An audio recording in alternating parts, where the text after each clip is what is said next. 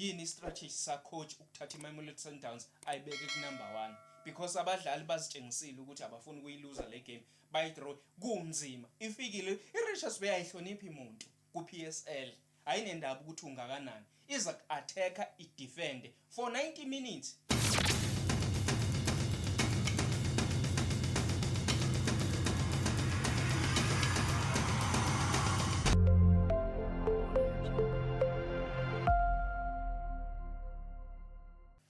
Sanibona bafethu igama lami nguSanele aka uDonso Wenkabi bafethu njengenjwayelo niyazi ukuthi ngihamba ngedwa ngihamba noSibuda lebuda Sibuda hamba kanjani Shopho kunjani boss bafethu sibuyile with another game namhlanje besiqeda kubuka iRichards Bay versus Mamelodi Sundowns ethi Mhlathuze Sports ethi Mhlathuze Complex Sports Ground so bafethu enye igame leyo ephele ngo-0-0 ephele ngedraw so Orlando Pirates versus Kaizer Chiefs playing a 1-1 draw and nalena it's another draw so Sibuda ngicela usithathe bese game in but before singene game in bafethu please don't forget to follow us on YouTube at starting 11xi Sibuda xa singene game in usubona kanjani umdlalo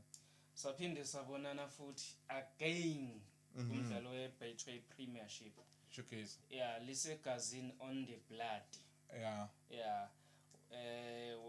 ngakusho ngiqale ngako umfana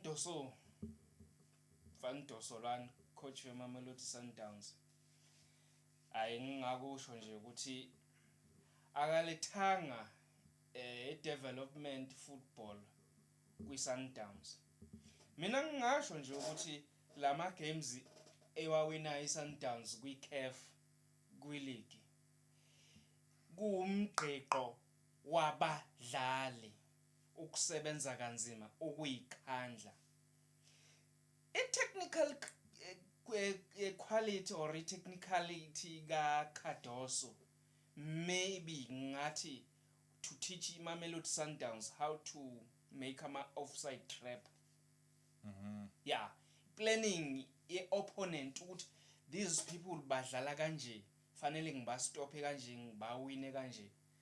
akanayo leyo nto lokhojana. When was the last time umdlali weSundowns interviewer la after imatch ethi yazi ucoach uyibonile lento wathi senze kanje labantu badlala kanje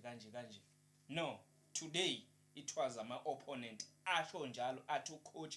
iSundowns ithanda ukulipreserve ibhola ibayazi ukuthi uma bedlala ngapha abakwazi ukusipenetrate uma sesibe attacker sophuma sibama kusho umdlali oweSundowns yena ithini technical plan yakhe during this game ngiyakusho mina namanje ukuthi iSundowns abadlali bakhona istability sabi experience yabo iyona yenza ukuthi le game banga concede igoal because they were supposed to lose this goal yabo if this team ibinayo iclinicality ebeyinayo uma ngabe idlala neChiefs iRichards Bay idlala neOrlando Pirates bekumele leyo clinicality yokuconvert ukuba isebenzile against Sundowns players their experience bekumele baconsider 3 goals in this match ngenxa yokuthi labadlali bayayifila le pressure ukuthi sidlala neSundowns babe nokuxhamazela laphana osane uBanzi nokuxhamazela bengiqala uRichards Bay uma sithole lamathuba wathi bengiqala ukuyibona ixhamazela ngale ndlela exhamazele ngayo ukube bekuyiChiefs or iPirate bizowa converter lamagoal why liyasinda leli gama leli angazi uCardoso ukuthi ueda isisindo esingakanani kwiSundowns. Sundowns izodlala igame yeCAF Champions League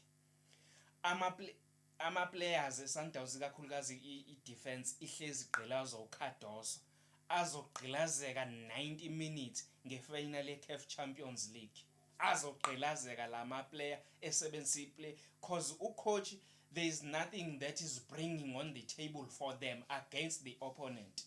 right uReiners simbonile thina ukuthi didn't give nothing to iMamelodi Sundowns ekungewona umdlalo wokuqala na last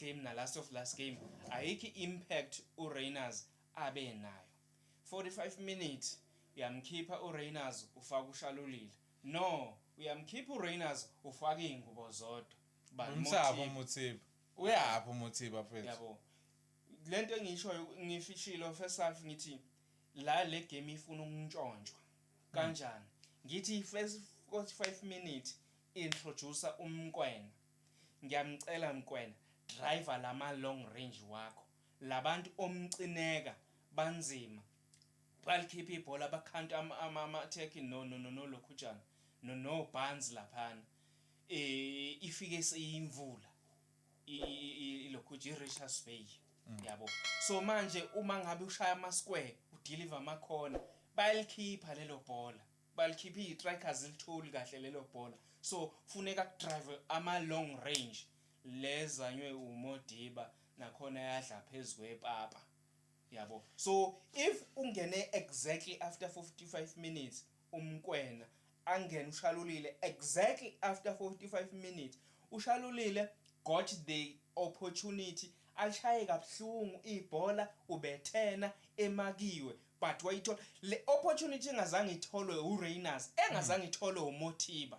benesikhathi esiningi so what's the use ukuthi unoMotiba egrinding ongakusizi ngalutho umfakile okanye one impact eyi1 ukhumbuleka ngaleli goal lakhe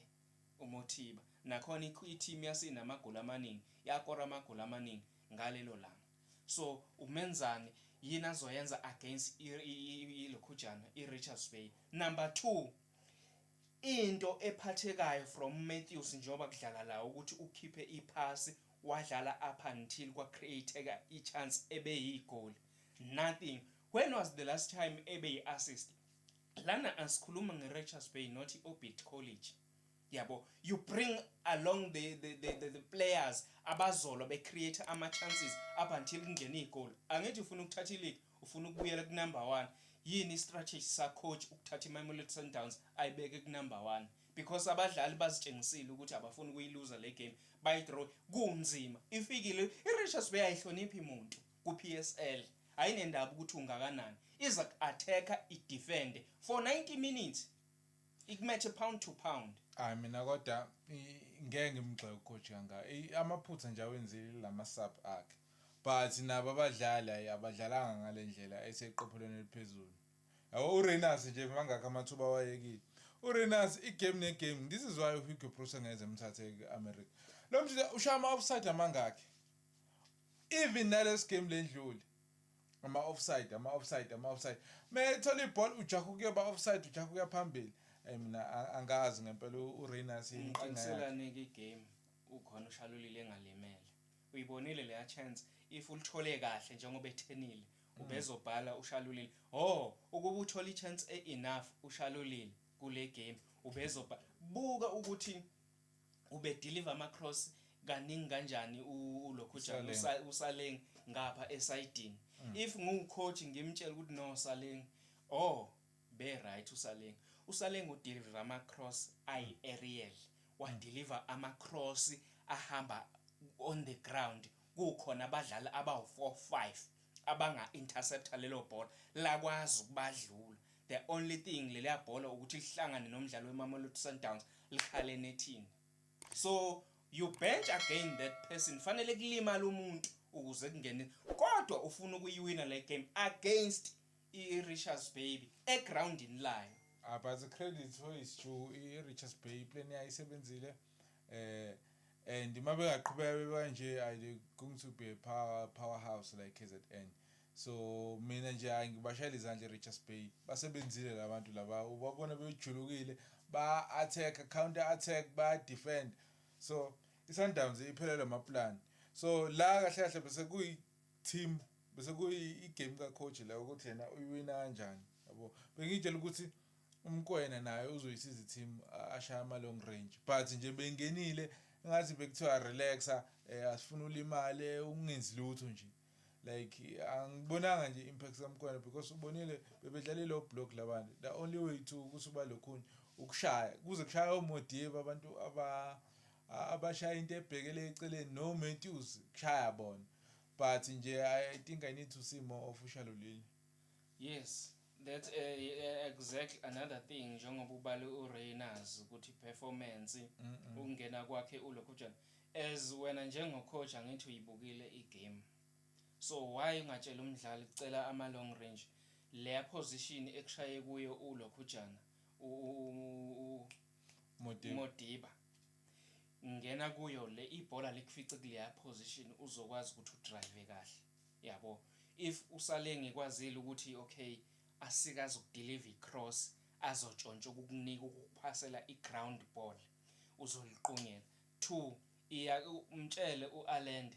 don't be too slow, ngamane ulibambe uliphasele abanye abadlali yenza ama-fast. Uzomtshela wena njengecoach iRichards Bay idlala ama-big games ayi-2